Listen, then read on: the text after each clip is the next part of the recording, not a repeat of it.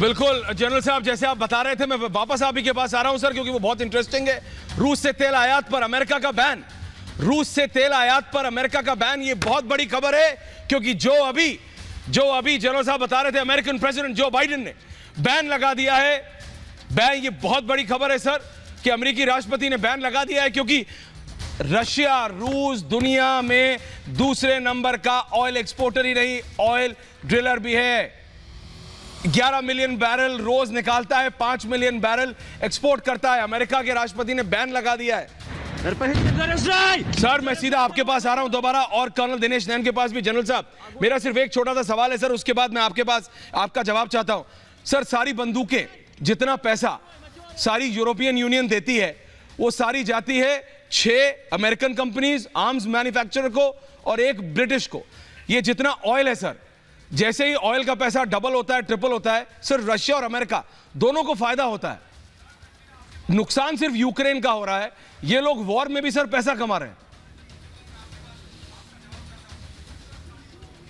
अरे साहब, ये तो वॉर इनकी अच्छी खासी बिजनेस है, तभी तो ये आखिरी यूक्रेनियन तक लड़ना चाहते हैं रूस से, टू द लास्ट यूक्रेनियन, जो कि मॉरली आउटरेजियस है। बहुत गलत है कि आप एक छोटे देश को उकसाएं कि वो बड़े देश से लड़ जाए, जिसकी कोई बराबरी नहीं। वो उम्मीद में बांट लगाए बैठा था कि नेटो की फोर्सेस आएंगी, अमेरिकी फोर्सेस आएंगी, नो फ्लाई जोन होगा। कख नहीं किया, कख नहीं किया साहब। जैसे अब्दुल गानी को अफगानिस्तान में नंगा छोड़ दिया था, वैसे ही वो ज़ेलेंस्की के साथ कर रहे हैं। अब वो सटिया के कभी आंख मार रहे हैं, कभी कुछ कर रहे हैं। कुछ समझ नहीं आ रहा कि ये तो जैसे नीरो सैंग वाइल रोम बर्न्ड की बात हो रही है साहब। वहाँ रोम में आग लग रही थी और वहाँ पे वो जो है ये आंख मार रहे हैं साहब। ये कुछ समझ नहीं आया। जितने दिन लड़ाई आगे बढ़ेगी, यूक्रेन के लोगों का, यूक्रेन के इंफ्रास्ट्रक्चर का सबसे ज़्यादा तबाही होगी। उसके बाद दुनिया की इकोनॉमी की तबाही होगी। अमेरिकी कहते हैं साहब हमारा क्या जाता है, हमको प्रॉफिट चाहिए, हम तो लड़ते रहेंगे। देखिए साहब, जो इकोनॉमिक सैंक्शंस रूस पे लगी हैं वो बहुत भयंकर सैंक्शंस हैं, और इनके चलते रूस ये कह सकता है कि ये इकोनॉमिक सैंक्शंस मेरे पे वॉर के समान है। और वो जो न्यूक्लियर थ्रेशोल्ड है वो अब नीचे होता जा रहा है।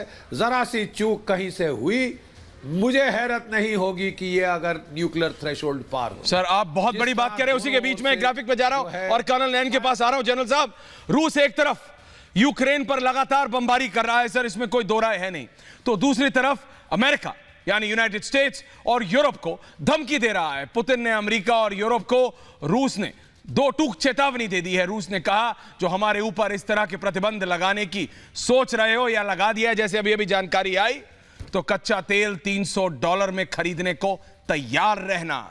$300